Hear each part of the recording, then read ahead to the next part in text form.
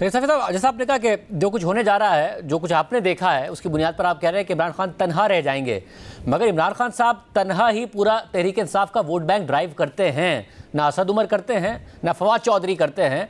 इमरान खान साहब का ही vote bank है। उन पर तनकीद उल्टा ये होती है कि जी आप एक वन मैन पार्टी हैं, मगर वो वन मैन होते हुए एक इंतहाई पॉपुलर लीडर हैं। ये सब चले भी जाएं तो फ़र्क क्या पड़ता है? क्या इसलिए नेक्स्ट स्टेज में ये सोचा जा रहा है कि किसी भी तरीके से या तो उनकी किसी केस में कन्विक्शन होगी या गिरफ्तारी होगी या फिर पार्टी पर पाबंदी लगाई जाएगी? वो इमरान खान साहब एक पॉपुलर लीडर तो बहरहाल अपनी जगह पर हैं। अगर ये सब चले जाए तो क्या फ़र्क पड़ता है खान साहब को, सिवाय इसके कि ज़ाहिर पार्टी के तर्जुमान नहीं होंगे, पार्टी की ऑर्गेनाइजेशन नहीं होगी?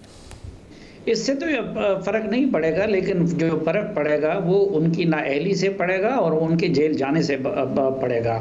इसके बाद इमरान खान साहब को जेल जाने से, नाअहली से और सज़ा से सिर्फ कोई मोजज़ा ही बना सकता है। तो जब वो मैदान में ही नहीं होंगे, पार्टी चलाने वाला कोई नहीं होगा उनके लिए, तो फिर वो क्या कर सकेंगे? मुझे तो उनका मुस्तकबिल और अल्ताफ़ हुसैन का मुस्तकबिल एक जैसा नज़र आता है। और मैं ख़ुद भी इसके हक़ में नहीं हूँ कि जब इमरान खान साहब माइनस हो जाएंगे तो PTI पे पाबंदी लगाने की क्या ज़रूरत है, जिस तरह के MQM माइनस अल्ताफ़ हुसैन एक पार्टी की सूरत में मौजूद है।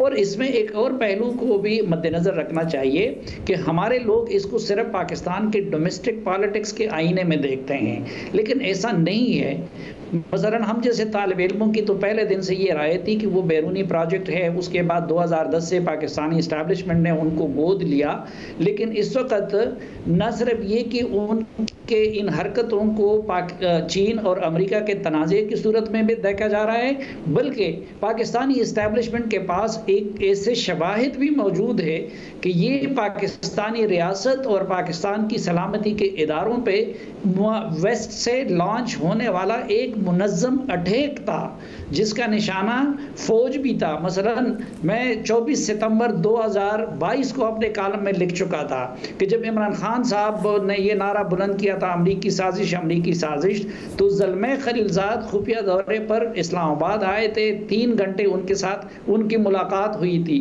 आपने देखा कि आर्मी चीफ के दौरे चीन के फ़ौरन बाद वहाँ से दर्जनों अमरीकी सेनेटर्स के उनके हक़ में बयानात आ रहे हैं। तो इस मामले को पाकिस्तान की सलामती के इदारे सिर्फ पाकिस्तान की पॉलिटिक्स के आईने में नहीं, बल्कि पाकिस्तान की कौमी सलामती और खारजा पॉलिसी और पाकिस्तान के ख़िलाफ़ होने वाले साजिशों के आईने में भी देख रहे हैं। और आपने ये भी देखा होगा कि जो भी मसलन वो जुल्फ़ी बुखारी जो जेरेड कुशनर के साथ बराह रास्त राब्ते में होते थे, वो कहाँ चले गए? लंदन चले गए।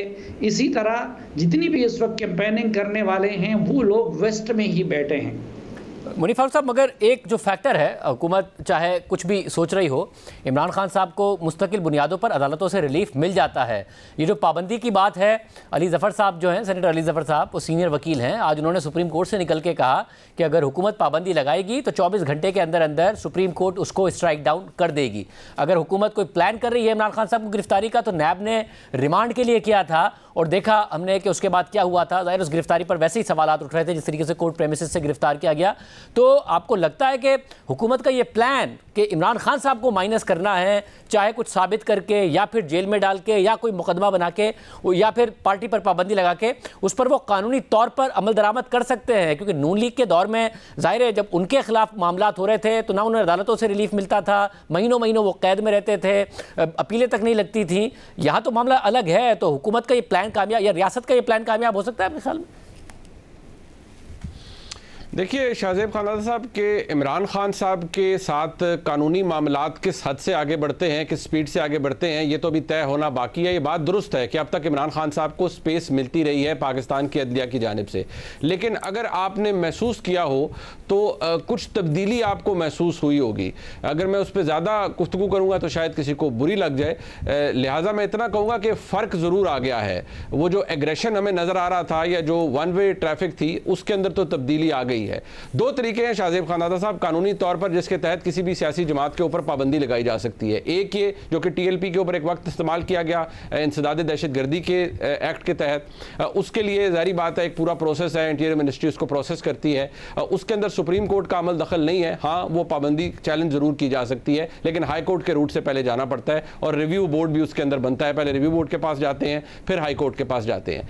एक और तरीका है और वो है पॉलिटिकल पार्टीज ऑर्डर 2002 का। उसके अंदर बड़ा वाज़ेह वाज़ेह है कि वफाकी हुकूमत अगर ये समझती है कि कोई पार्टी या तो फॉरेन एडेड है या वो ऐसा कुछ काम कर रही है जो कि प्रेजुडिशियल है टू द पाकिस्तान सॉवरेंटी और इंटेग्रिटी, तो उसको कलअदम किया जा सकता है, उसको बैन किया जा सकता है, उस पर पाबंदी लगाई जा सकती है। वो गजेट नोटिफिकेशन होता है जो कि वफाकी हुकूमत करती है और 15 दिन के बाद फिर वो सुप्रीम कोर्ट के सामने वो डिक्लेरेशन जाता है और सुप्रीम कोर्ट अगर उसे अपहोल्ड कर दे तो फिर पार्टी तहलील हो जाती है। हाँ, ये बात देखने की है कि अगर हुकूमत ने या रियासत ने फैसला कर लिया है कि पाकिस्तान तहरीक इंसाफ पे पाबंदी लगानी है तो यह पाबंदी किस वक्त लगानी है, आज की तारीखों में लगानी है या अब से 3 महीने बाद लगानी है, मुकम्मल तौर पे सफाया करके लगानी है या आज ही के दिन से ये प्रोसेस शुरू कर देना है। लेकिन इमरान खान साहब के कानूनी मामलात के अंदर मैं इतना ज़रूर अर्ज़ करूँगा कि रिलीफ का एस्पेक्ट आपको विद एवरी पासिंग डे कम होता नज़र आएगा। ये जो टर्मिनल रिलीफ उन्हें मिल रही है, ये बेल्स वगैरह की, ये तो शायद मिलती रहे, लेकिन जो नैब के मामलात हैं उनमें सख्ती आपको आने वाले दिनों में शायद मज़ीद नज़र आए। मगर साफ़ी साहब, उसके बाद फिर इलेक्शन होगा या नहीं होगा, और होगा तो वो क्या इलेक्शन होगा? एक पॉपुलर लीडर, कोई 2.25 करोड़ वोट लेने वाला लीडर, जमात, अगर उसे प्रोसेस से बाहर कर देंगे तो फिर ये हम इलेक्शन की तरफ जा रहे हैं या किसी और चीज़ की तरफ जा रहे हैं? वैसे ही प्रैक्टिकली डेमोक्रेटिक गवर्नमेंट की अथॉरिटी रह क्या गई है सारे के सारे प्रोसेस में? नहीं, एक तो ये है कि ये पॉपुलर लीडर पाकिस्तान के अंदर हमने जो है सोशल मीडिया और जो इलेक्ट्रॉनिक मीडिया के पॉपुलर लीडर होने को हम जो है वो पॉपुलरिटी का नाम देते हैं। 2.25 करोड़ वोट है उनका, 2.25 करोड़ वोट लिया उन्होंने 2018 के इलेक्शन को क्या आप इलेक्शन मानते हैं या वो सिलेक्शन था?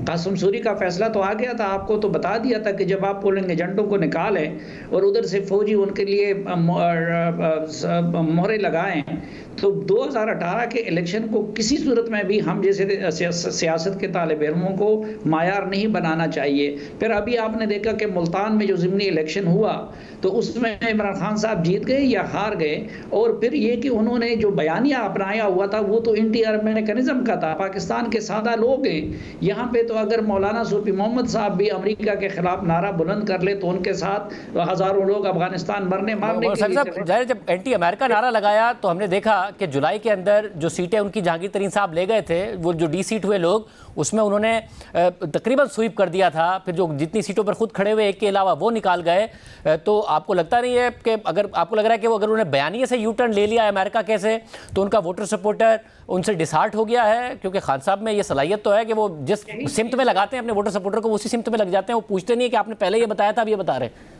शाहजेब, यही खुद इस सवाल का जवाब भी है कि किसी भी पार्टी का जो एक रीढ़ की हड्डी की हैसियत रखता है वो ये इलेक्टेबल्स या जो आपके डिस्ट्रिक्ट के लेवल पे लीडर्स होते हैं वही होते हैं। मसलन अगर मरियम नवाज साहबा इस पिंडी में बहुत ज़्यादा पॉपुलर भी हो तो यहाँ के वर्कर्स को वो खुद नहीं जानती, यहाँ उनके लिए राब्ता हनीफ अब्बासी करेंगे, वो उनके लिए अहम है। अब अगर हनीफ अब्बासी को हटा के आप शेख रशीद को उनका टिकट दे दे तो वो रकम तो उनके लिए नहीं निकलेगा।